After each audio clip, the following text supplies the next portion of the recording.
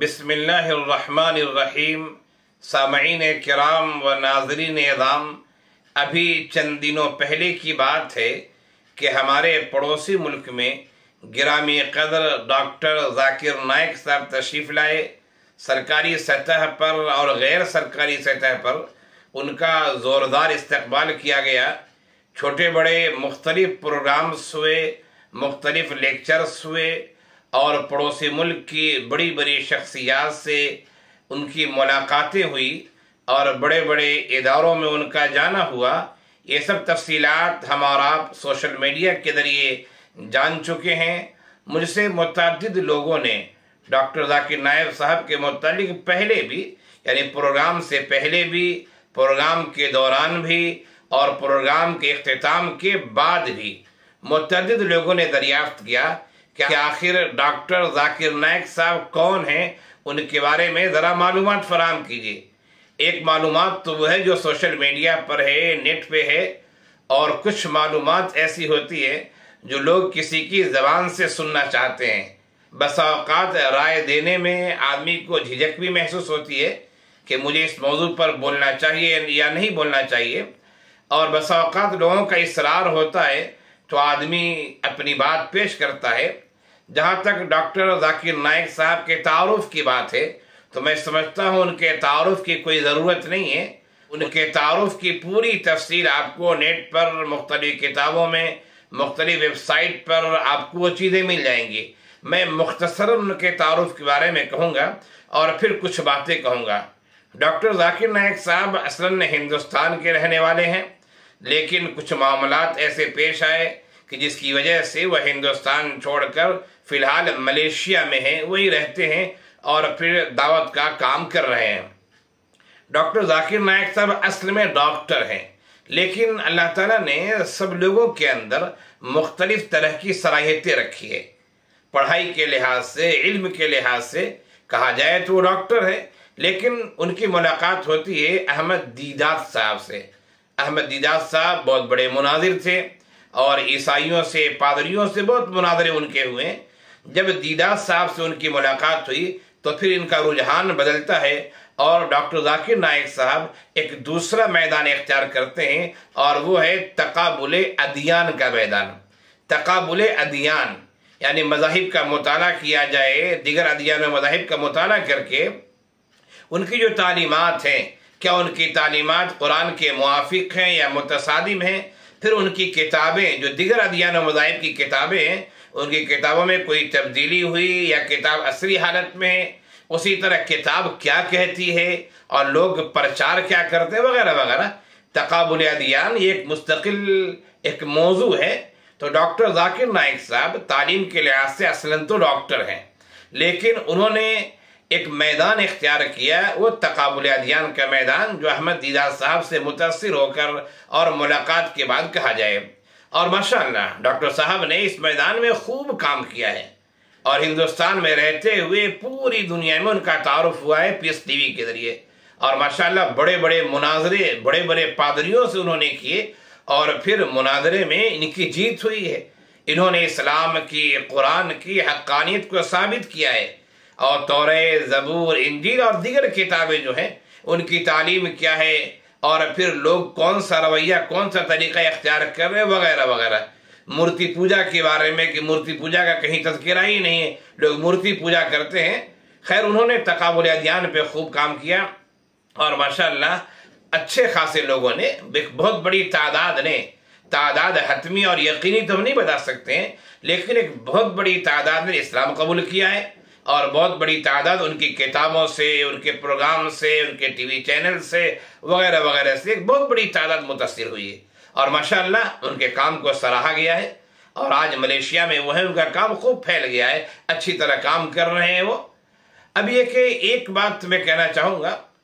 جو ابھی ہمارے پڑوسی ملک میں پروگرام ہوا ہے، اس میں مختلف سیشنز پروگرام کے تھے، اس میں بھی یہ بات دیکھنے میں آئی ہے، جو میں کہنا چاہوں گا وہ یہ کہ ڈاکٹر ذاکر نائک صاحب کا جو مطالعہ ہے اور ان کا جو موضوع ہے وہ تقابل ادیان ہے، اور ایک اہم موضوع ہے۔ ہم اور آپ اس موضوع پر نہیں بول سکتے ہیں، ہمارا قرآن کے بارے میں تو بات کر سکتے ہیں، احادیث کے بارے میں بات کر سکتے ہیں، لیکن تقابل ادیان یہ ایک الگ موضوع ہے، ہمارا اس پر گفتگو نہیں کر سکتے ہیں۔ مختصراً تھوڑی بہت بات چیت کر سکتے ہیں، لیکن پورے ریفرنس کے ساتھ، حوالے کے ساتھ بات کرنا، کس جگہ کیا لکھا ہو اس انداز میں گفتگو کرنا، یہ بہت بڑے مطالعے کی چیز ہے۔ یہ عام آدمی گفتگو نہیں کر سکتا ہے۔ ڈاکٹر صاحب ماشاءاللہ اس میدان کے آدمی ہیں، انہوں نے خوب کام کیا، کام کر رہے ہیں، ہماری دعائیں کہ مزید کام کرتے رہیں۔ لیکن ایک بات کہنا چاہوں گا، اور یہ بات کوئی میری نہیں ہے،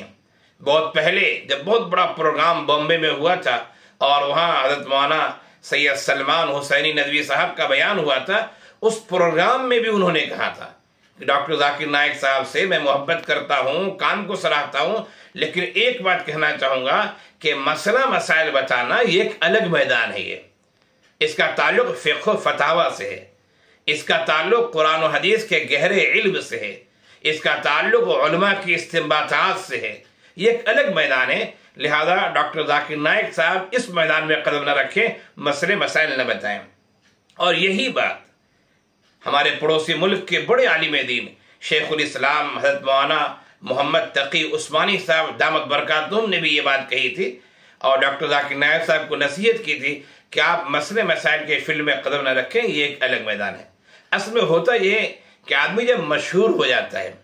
اس کی شہرت ہوتی ہے اور مختلف میدانوں میں وہ کام کرتا ہے، تو پھر عموماً ایسا ہوتا ہے، سب کے بارے میں تو نہیں کہہ سکتا میں، عموماً ایسا ہوتا ہے کہ آدمی سے کسی موضوع پہ پوچھئے تو کچھ نہ کچھ بول ہی دیتا ہے، وہ اس کی شہرت اتنی رہتی ہے، لوگ اتنے جاننے والے ہوتے ہیں، فالوورز اس کے اتنے ہوتے ہیں وغیرہ وغیرہ، تو آدمی سوچتا ہے کہ ہم سے پوچھا کہ میں کیوں نہ بولوں، اس موضوع پہ کچھ نہ کچھ بول دیتا ہے، اور پھر ایسا ہو جاتا ہے کہ اس کے قدم ڈگمگا جاتے ہیں، اس کے پاؤں پھسل جاتے ہیں، اور پھر وہ غلط بول بیٹھتا ہے۔ ہمارا جو میدان ہے اسی میدان میں ہمیں رہنا چاہیے، جو میدان ہمارا نہیں ہے ہم صاف صاف کہہ دیں کہ بھائی آپ نے جو بات پوچھی ہے وہ تقابل ادیان سے متعلق نہیں ہے، وہ فقہ و فتاوی سے متعلق ہے، مسئلے مسائل سے متعلق ہے، اس میدان کے ماہرین سے آپ پوچھیں، اور چاہیں تو کچھ ناموں کی نشاندہی کر دیں۔ تو ابھی بھی کچھ باتیں ایسی سننے میں آئی، اور میں نے سنی بھی سوشل میڈیا پر کہ ڈاکٹر ذاکر نائک صاحب نے پھر کوئی مسئلے مسائل کے بارے میں، حرام و حلال کے بارے میں کہا، اور وہ بات یقیناً صحیح نہیں ہے، مناسب نہیں ہے۔ میں تفصیل میں جانا نہیں چاہتا، میں یہی کہنا چاہوں گا کہ وہ ایک بڑے داعی ہیں، تقابل ادیان ان کا موضوع ہے، اور ادیان و مذاہب کے دیگر کتابوں پر ان کا گہرا مطالعہ ہے، جو مذہبی کتاب ہے ان پر گہرا مطالعہ ہے۔ وہ ایک مناظر ہیں، بہت سارے مناظرے بڑے بڑے عیسائیوں پادریوں سے وہ جیت چکے ہیں، میدان سر کر چکے ہیں، اپنا لوہا منوا چکے ہیں، اور ایک بڑی تعداد نے اسلام بھی قبول کیا ہے۔ یہ الگ بات ہے، یہ بات کہنا چاہوں گا، یہ الگ بات ہے کہ آج ہمارا سماج عجیب و غریب ہو چکا ہے، جتنا کام ہوتا ہے ہمارا سماج اس سے بڑھ کے بتاتا ہے۔ اگر 50 لوگوں نے اسلام قبول کیا تو سوشل میڈیا پر وہ یہ کہیں گے کہ 1000 نے اسلام قبول کر لیا ہے۔ ایسا ہوا ہے، اور بہت سارے لوگوں کے ساتھ ایسا ہوا ہے۔ یہ نہیں ہونا چاہیے، سچائی سے کام لیں، اور بعض سچائیوں کو عام نہ کیا جائے تو بہتر ہے۔ میں اشارے میں گفتگو کر رہا ہوں کہ بعض سچائیوں کو عام نہ کیا جائے تو بہتر ہے۔ اللہ کا فضل ہے کہ کام کر رہے ہیں اور لوگ اسلام قبول کر رہے ہیں، خوب کریں۔ تو یہ جو فقہ و فتاوی کا میدان ہے، مسئلے مسائل کا میدان ہے، اس میں قدم نہیں رکھنا چاہیے۔ اس سے آدمی گریز کرے، اس کی شہرت پر کوئی فرق نہیں پڑے گا۔ وہ صاف صاف کہہ دیں یہ میرا ٹاپک نہیں ہے، یہ میرا موضوع نہیں ہے، یہ میرا عنوان نہیں ہے، وہ صاف صاف کہہ سکتے ہیں، اور اس سے گریز کریں۔ ایک بات اور کہنا چاہوں گا کہ ڈاکٹر صاحب کے ابھی جو پروگرام ہوئے پڑوسی ملک میں نے بہت سارے پروگرام سنے، لائیو کاسٹ میں نے سنا، بہت سارے پروگرام یوٹیوب وغیرہ پہ آئے، تو اس میں بسا اوقات ایسا ہوا کہ جو سوال و جواب کا سیشن ہے،